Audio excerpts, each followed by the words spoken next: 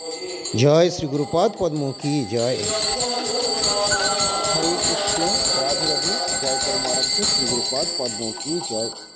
সুপ্রিয় ভক্তবৃন্দ, দর্শক বন্ধু, আজকের আলোচনার প্রারম্ভে সর্বাগ্রে আমি আমার নিত্য জীবনদাতা দিব্য জ্ঞান প্রদাতা ভগবত অভিন্ন প্রকাশ বিগ্রহ কৃষ্ণ কৃপার মূর্ত বিগ্রহ ব্রজাগত মহাজন পরমারাধ্য শ্রী শ্রী গুরুপাদ পদ্ম জগৎগুরু ওম বিষ্ণুপাদ পরমংশ শ্রী শ্রীমদ ভক্তি বিজয় শ্রীধর গোস্বামী ঠাকুরের শ্রীচরণ কমলে পুনঃ পুনঃ অসংখ্য সাষ্টাঙ্গ দণ্ডবোধ নিবেদন করি এবং তৎপরি গুরুপাদ পদ্মের হৃদয়ের ধন প্রাণ সর্বস্ব শ্রীমান মহাপ্রভু শ্রী শ্রী রাধা গোবিন্দ বনমালীজি শ্রীপাদ পদ্মে প্রণতি জ্ঞাপন করে সকল সাধু সন্ত গুরু বৈষ্ণব শ্রীপাদ পদ্মে প্রণতি জানিয়ে আপনাদের সকলকে আমি আমার আন্তরিক প্রীতি শুভেচ্ছা এবং পূজ্য পাদ পদ্মে সশ্রদ্ধ প্রণতি জ্ঞাপন করে ইষ্টদেবগণের কৃপাভিক্ষমকে আজকের আলোচনায় ব্রতী হচ্ছে। আজকে আমরা আলোচনা করব বিশেষ কয়েকটি তিথি এবং ব্রত সম্বন্ধে। সামনেই যেগুলো আমাদের আসছে, আমি বলে থাকি যে আসন্ন একাদশী, আসন্ন তিথি ব্রত ইত্যাদি, অর্থাৎ যেগুলো আমাদের কাছে এখন বিশেষ গুরুত্বপূর্ণ। আমাদের আজকে যখন এই ভিডিও আমি প্রস্তুত করছি, আজ হচ্ছে দ্বাদশীর দিন, শর্তিলা একাদশীর পরের দিন। সকাল 10:02 পূর্বে এই একাদশী ব্রতের পারণ ছিল। 10:02 বলে আমরা হয়তো পঞ্জিকায় বা বিভিন্ন স্থানে জানিয়েছি। তো এই 10:02 মধ্যে, অর্থাৎ 10:02 পর্যন্ত, সূর্যোদয়ের পরে থেকে 2 মিনিটের মধ্যে, 10:02 আগেই এই পারণ সেরে নিতে হয়। সেই হিসেবে এই দিনটি এরকম নির্দেশ করা ছিল, সময়টি বলা ছিল। এরপরে আমরা পরবর্তী বা আগামী যে দিনগুলো আসছে তার মধ্যে কখন কি বিশেষ দিন আমরা পাচ্ছি সেই সম্বন্ধে কিছু কথা আলোচনা করব। আমাদের পঞ্জিকাতে যা দেওয়া রয়েছে সেই দিনগুলো আমরা এখানে একটু দেখে নেব। আজকে হচ্ছে 26 জানুয়ারি, তাই আর কয়েকটা দিন পরেই সামনে 3রা ফেব্রুয়ারি, 20শে মাঘ বা 3rd ফেব্রুয়ারি, এই দিন হচ্ছে সোমবার। এই দিন সরস্বতী পূজা। সরস্বতী পূজার দিনটি আমাদের কাছে খুবই গুরুত্বপূর্ণ, কেননা এই সরস্বতী পূজার দিনই একসঙ্গে অনেকগুলো বিশেষ বিশেষ আবির্ভাব প্রভৃতি শুভক্ষণগুলি যুক্ত রয়েছে, সেগুলি আমরা জানতে পারবো এখানে। এই দিন কি? এই দিন হচ্ছে ভগবান শ্রীকৃষ্ণের বসন্ত পঞ্চমী। এই দিনই সরস্বতী পূজা। এই দিন শ্রী বিষ্ণুপ্রিয়া দেবীর আবির্ভাব তিথি। এই দিন শ্রী শ্রীল পুণ্ডরিক বিদ্যানিধি, শ্রীল রঘুনাথ দাস গোস্বামী প্রভু এবং শ্রীল রঘুনন্দন ঠাকুরের আবির্ভাব তিথি এবং শ্রী শ্রীল বিশ্বনাথ চক্রবর্তী ঠাকুর মহাশয়ের তিরোভাব তিথি। তো এইভাবে এই আবির্ভাব তিরোভাব তিথিগুলি এই দিন রয়েছে। বিষ্ণুপ্রিয়া দেবীর আবির্ভাব, সেটি হচ্ছে এই সরস্বতী পুজোর দিন। সরস্বতী পুজোর দিনটা সবাই বেশি মনে রাখে, এই জন্য এই সাথে সরস্বতী পুজোরও দিন। তো সরস্বতী পুজোর দিন এবং শ্রীকৃষ্ণের বসন্ত পঞ্চমী এবং যে আবির্ভাব তিরোভাব তিথিগুলো বললাম, এই দিনটি হচ্ছে সেই বিশেষ দিন। সেটি হলো 20শে মাঘ, 3rd ফেব্রুয়ারি বা 3রা ফেব্রুয়ারি, সোমবার দিন। তাহলে অবশ্যই বিশেষভাবে সবাই এই দিন পালন করবেন। সবগুলো আর এত কিছু বলার নেই যে কিভাবে করতে হবে। বিশেষ দিন মানে ভগবানের বিশেষ শৃঙ্গার, বিশেষ সেবা পুজো, ভোগ অর্পণ করা, যেখানে যেরকম রয়েছে। যিনি গৃহে রয়েছেন তার পক্ষে যেমন, যিনি মঠে রয়েছেন সেখানে আরেক রকম। আমরা দেবী সরস্বতী আরাধনা পূজা করি। তো এখানে যে দেবী সরস্বতীর আরাধনা বা পূজা হয়ে যায় বা পূজা করা হয়, সে তো জড়জাগতিক বিদ্যার্থীরা করে থাকেন। আর পারমার্থিক জন যারা, তারা জড়জাগতিকটাকেও কখনোই অমর্যাদা করেন না। আবার অপ্রাকৃত বিদ্যা যিনি প্রদান করেন, যিনি সেই মূল সরস্বতী, তাঁরও তারা পূজা অর্চনা করেন। এবং কোনো দেবদেবীকেই প্রকৃত বৈষ্ণবরা অমর্যাদা, অনাদর, অবজ্ঞা করেন না, কেননা সব গোবিন্দ থেকে, সবাই কৃষ্ণ থেকে আসছেন। আমি যদি অন্যকে সম্মান শ্রদ্ধা করতে না পারি, তার মানে অ্যাকচুয়ালি আমি মূল কিন্তু গোবিন্দকে সম্মান শ্রদ্ধা করছি না, যেহেতু তার থেকে সমগ্র জগৎ। তো আসুন আমরা তাহলে পরবর্তী সময় বা দিনগুলো কিভাবে পালন করব এরপর আমরা জানিয়ে দিই। এর পরের কি দিন রয়েছে? এরপরে রয়েছে 21শে মাঘ, অর্থাৎ সরস্বতী পূজার পরের দিন। এই দিন হচ্ছে 4 ফেব্রুয়ারি মঙ্গলবার। এই দিনের বিশেষত্ব কি না, এই দিন শ্রী শ্রী অদ্বৈত আচার্য প্রভুর আবির্ভাব তিথি। অনেকেই তো জানেন না কে এই অদ্বৈত আচার্য প্রভু। ইনি হচ্ছেন পঞ্চতত্ত্বের মধ্যে একজন। শ্রীকৃষ্ণ চৈতন্য মহাপ্রভু, প্রভু নিত্যানন্দ এবং শ্রী অদ্বৈত গদাধর আর শ্রীবাস, এই 5 জনকে নিয়ে হলো পঞ্চতত্ত্ব। আপনারা দেখেছেন পঞ্চতত্ত্বের বিগ্রহ আলেখ্য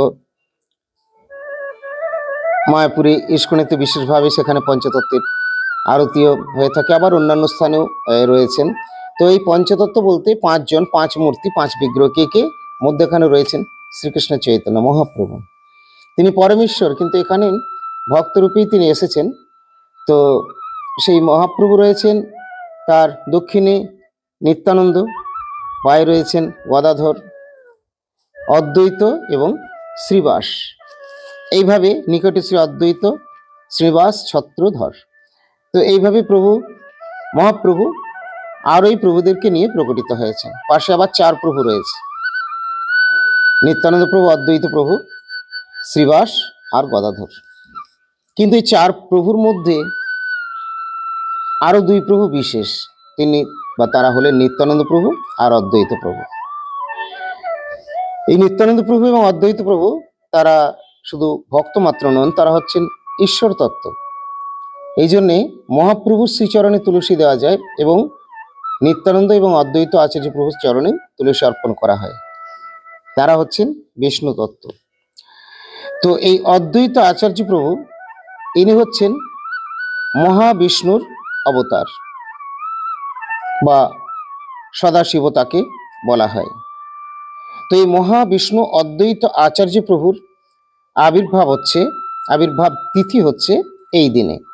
কোন দিন না, 21শে মাঘ, 4 ফেব্রুয়ারি মঙ্গলবার। তো অবশ্যই এই দিনটি বিশেষভাবে পালন করা উচিত, কেননা এই অদ্বৈত আচার্য প্রভু হচ্ছেন গৌরানা ঠাকুর। আর আমাদের গৌড়ীয় সমিতির অন্তর্গত হেতমপুর শ্রী গৌরাঙ্গ মঠে অদ্বৈত আচার্য প্রভু রয়েছেন। সুতরাং সেই দিন তো অবশ্যই তার বিশেষভাবে সেবা, পুজো, ভোগরাগ প্রভৃতি হওয়া কাম্য এবং আমরা যথাসাধ্য চেষ্টা করে থাকি সেইভাবে। যদিও তার কয়েকটি দিন পরেই রয়েছে আবার নিত্যানন্দ ত্রয়োদশী, তারপরে আবার ব্যাস পূজা।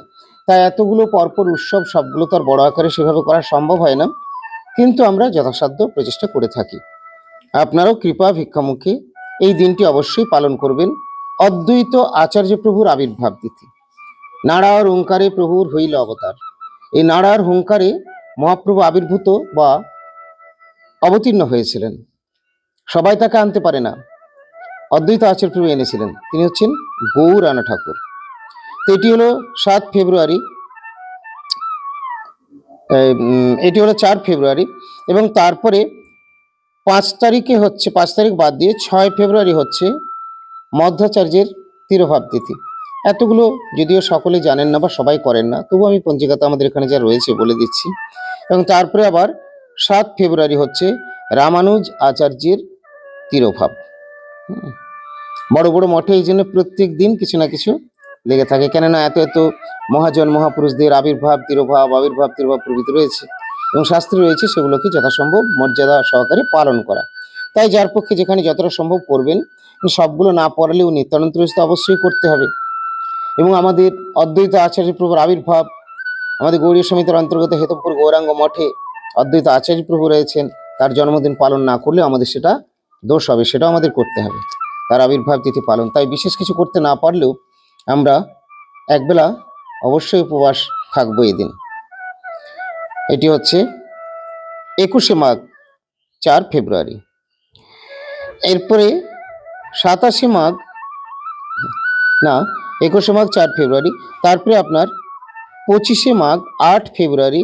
এই দিন হচ্ছে শনিবার। শনিবার দিন হচ্ছে একাদশী, এটি জয়া একাদশী বা ভৈমী একাদশী। এর মাহাত্ম্য রয়েছে গ্রন্থে, সুন্দরভাবে বর্ণন করা রয়েছে। আমরা সেই প্রসঙ্গে পরে আবার আলোচনা করব সুযোগ সময় মতো। তো এখন আমি জাস্ট কবে কি আছে সেটা বলে যাচ্ছি। তো এটি হলো একাদশীটি হলো 8 ফেব্রুয়ারি, 25শে মাঘ 8 ফেব্রুয়ারি শনিবার, জয়া বা ভৈমী একাদশী। পরের দিনে একাদশী ব্রতের পারণ আছে 10টা 1 মিনিটের মধ্যে, সকাল 10টা 1 মিনিটের মধ্যে। আর সেই দিন হচ্ছে আবার বরাহ দ্বাদশী, বরাহ দেবীর আবির্ভাব। বরাহ দ্বাদশী অনেকে আবার তার আবির্ভাব বিশেষভাবে পালন করে থাকেন। তার পরের দিনে হচ্ছে 27শে মাঘ 10 ফেব্রুয়ারি নিত্যানন্দ ত্রয়োদশী বা নিতাই চাঁদের আবির্ভাব তিথি। আমাদের হেতমপুর মঠেও শ্রীমৎ নিত্যানন্দ প্রভু রয়েছেন, তার বিগ্রহ রয়েছে, এই জন্য তার বিশেষ সেবা পুজো ভোগরাগ তো অবশ্যই সেই দিনটা হবে। এবং তার পরের দিন নিত্যানন্দ ত্রয়োদশীর পরের দিনে পারণের সময় দেওয়া আছে 6টা 58 মিনিটের মধ্যে পঞ্জিকাতে। অবশ্যই এগুলো যারা সেরকমভাবে উপবাস ইত্যাদি করে থাকেন তাদের ক্ষেত্রে হয়তো বলা হয়েছে, তবে নিত্যানন্দ ত্রয়োদশীর দিন আমরা মধ্যাহ্ন পর্যন্ত উপবাস থাকি এবং তারপরে উৎসব হয়, প্রসাদ পান ভক্তবৃন্দ সকলেই। এই নিত্যানন্দ ত্রয়োদশীর দিনে আবার আমার পরম গুরুদেব, যিনি আমার গুরুপাদ পদ্মের গুরুপাদ পদ্ম, যিনি সরস্বতী গোস্বামী প্রভুপাদের অত্যন্ত অন্তরঙ্গ নিজজন এবং পরম প্রেষ্ঠ, তার খুব প্রিয় বা আপনজন, সেই আমার পরম গুরুদেব জগৎগুরু শ্রী ভক্তিময়িক ভাগবত গোস্বামী ঠাকুর, যিনি নিত্যলীলায় প্রবেশ করেছেন, তিনি আমাদের গুরুপাদ পদ্মকে আনয়ন করেছিলেন প্রভুপাদের কাছে প্রার্থনা জানিয়ে এই ভৌমে। আর তিনি এই মঠ মন্দিরগুলো প্রতিষ্ঠা করেছিলেন এবং সেই মঠ একসঙ্গে নিয়ে তিনি গৌড়ীয় সমিতির অন্তর্ভুক্ত করেন। গৌড়ীয় সমিতি বলে এগুলি সব রেজিস্ট্রেশন হয়েছে এবং তার অন্তর্গত এই মঠগুলি আমাদের সব রয়েছে। তখন ছিল 3টি, এখন 7টি মঠ এবং আরও এছাড়া এক আধটা নামট্ট সেন্টার বা আরও কিছু হতে চলেছে বা হয়তো ভবিষ্যতে আরও কিছু হবে। তো যাই হোক, এই হচ্ছে আমার পরম গুরুদেব, যিনি এই গৌড়ীয় সমিতি প্রতিষ্ঠা করেছিলেন, তারই এই দিন আবির্ভাব তিথি। কোন দিন? নিত্যানন্দ ত্রয়োদশীর দিনে। এবং এরপরে আসছে শ্রীকৃষ্ণের মধুর উৎসব এবং নরোত্তম ঠাকুরের আবির্ভাব, সেটি হলো 12ই ফেব্রুয়ারি।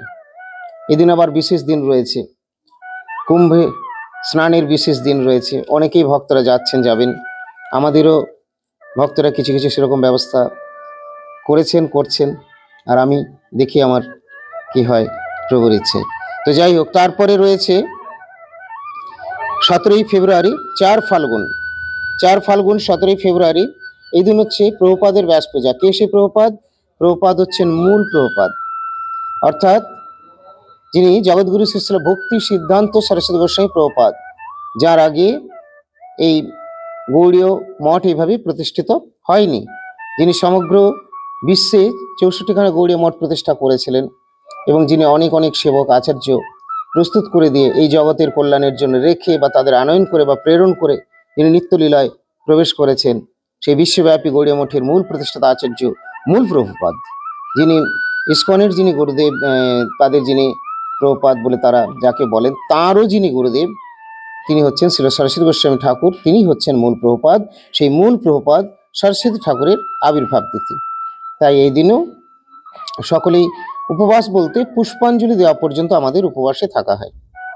প্রভুপাদ চরণে পুষ্পার্ঘ্য অর্পণ করবেন, যেখানে যেরকম যে মঠ মন্দিরে ব্যবস্থা করা হয় সেই হিসেবে। যারা দূর দূরান্তে রয়েছেন সেরকমভাবে মঠে মন্দিরে যেতে না পারলেও নিজের গৃহে প্রভুপাদের আলেখ্য রেখে তাকে পুষ্প বা ধূপ দ্বীপ দেখিয়ে তারপরে আপনারা প্রসাদাদি গ্রহণ করবেন বা করতে পারেন। কিন্তু কারো গৃহে যদি সেদিন নাও থাকে প্রভুপাদের আলেখ্য, এমনও কেউ থেকে থাকতে পারেন যারা আজকে শুনছেন, যারা এটা আগ্রহী হচ্ছেন যে আমিও পালন করব, তিনি প্রভুপাদকে স্মরণ করবেন, প্রণাম করবেন, তুলসীতে প্রণাম করবেন, তুলসীতে জল দেবেন। এবং কোনো কিছুই যদি না থাকে তাহলে হে প্রভুপাদ, আপনি জগতের গুরু, আপনি অভিন্ন ব্যাসাবতার, আপনি সেই গুরু যিনি সমগ্র জগৎকে অন্ধকার থেকে আলোর পথে নিয়ে এসেছেন, মহাপ্রভু প্রিয়জন নিজজন, আপনি আমার প্রতি কৃপা দৃষ্টি প্রদান করুন। এই বলে জয় প্রভুপাদ বলে প্রণতি জ্ঞাপন করে তিনিও কিছু তারপরে ভোজন করবেন, তাহলেও প্রভুপাদের কৃপা দৃষ্টি লাভ হবে। তো এইভাবে প্রভুপাদের ব্যাস পূজা এখন এই পর্যন্তই। তারপরে আবার যেগুলি রয়েছে পরে আমরা বিশেষভাবে সেগুলি আলোচনা করব। তো অদ্বৈত আচার্য প্রভুর যেহেতু একটি অদ্বৈত সপ্তমী, তাই অদ্বৈত আচার্য প্রভুর বিশেষ কিছু কথা আমরা এখান থেকে একটু আলোচনা করে নেব। যে এই সকল শাস্ত্র প্রমাণ থেকে প্রমাণিত হয় যে অদ্বৈত আচার্য প্রভু বিষ্ণু তত্ত্ব। কোন সকল শাস্ত্র প্রমাণ? না, অদ্বৈত আচার্য গোসাই সাক্ষাৎ ঈশ্বর, যাহার মহিমা নহে জীবের গোচর। মহাবিষ্ণু সৃষ্টি করেন জগদাদি কার্য, তাঁর অবতার সাক্ষাৎ অদ্বৈত আচার্য। ঈশ্বরের অভেদ দেহ অদ্বৈত পূর্ণ নাম, মহাবিষ্ণুর অংশ অদ্বৈত গুণধাম। বৈষ্ণবের গুরু তেহ জগতের রাজ্য, দুই নাম মিলনে হইল অদ্বৈত আচার্য। এই অদ্বৈত আচার্য প্রভুর আবির্ভাব তিথি। শুদ্ধ ভক্তগণ শ্রী গৌরচন্দ্রের সেবাভিলাষী হয়ে গৌরানা ঠাকুর শ্রী শ্রীল অদ্বৈত আচার্যের শরণ গ্রহণ করে কৃতার্থ হয়ে থাকেন। শ্রীমন মহাপ্রভু এই বলে অদ্বৈত প্রভুকে বর প্রদান করেছিলেন, তিলার্ধেক যে তোমার করে আশ্রয়, সে কেনে পতঙ্গ কীট পশু পক্ষী নয়। যদি মোর স্থানে করে শত অপরাধ, তথাপি তারে মুই করিব প্রসাদ। দেখুন মহাপ্রভুর কৃপাটা আবার কিরকম, আর অদ্বৈত প্রভু তার কত প্রিয়, যে তোমাকে যদি কেউ সম্মান করে ভালোবাসে, তোমার যদি আশ্রয় নেয়, সে যদি পশু পক্ষী কীট পতঙ্গ যাই হোক না কেন, মনুষ্য অপরাধী যাই হোক, সে যদি আমার চরণে অপরাধী করে কিন্তু তোমার চরণে শরণ নেয়, তাহলেও তাকে আমি প্রসাদ দেব, কৃপা করব। এই হলো মহাপ্রভুর বরদান। তাহলে সেই অদ্বৈত আচার্য প্রভুর আবির্ভাব পালন করতে হবে না? অবশ্যই করবেন। এই অদ্বৈত আচার্য প্রভুকে কেন এত গুরুত্ব দেওয়া হয়, মহাপ্রভু কেন তার এত কথা বললেন বা এরকম বরদান করলেন, আমরা পরবর্তী সময় যখন অদ্বৈত আচার্য প্রভুর কথা আরো আলোচনা করব তখন জানতে পারবো। আজকের আলোচনায় আমি এখানেই বিরতি দেব নাম সংকীর্তন মুখে।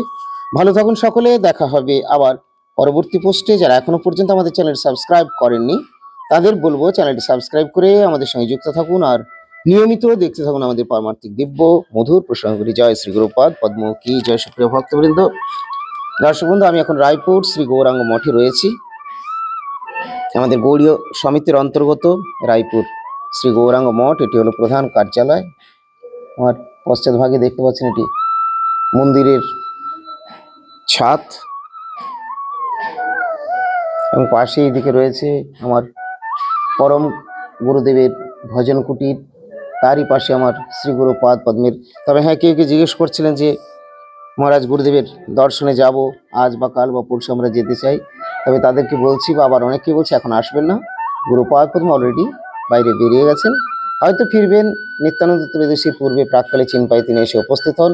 অতঃপর আমার মনে হয় নিজের ধারণা থেকে এখানে এখন আসাআসি না করে আপনারা প্রস্তুত থাকুন চিনপাই যাওয়ার জন্য। শীঘ্রের মধ্যেই গুরুপাদ পদ্ম সেখানে উপস্থিত অবশ্যই হবেন, যেহেতু ব্যাস পূজা আসছে, নিত্যানন্দ ত্রয়োদশী আসছে।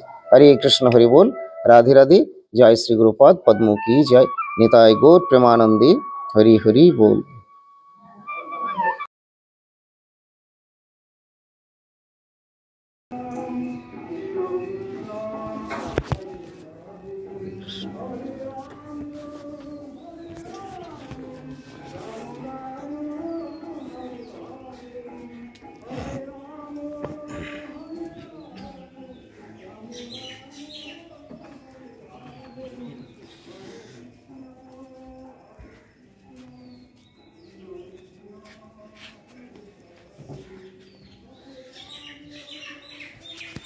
Thank you.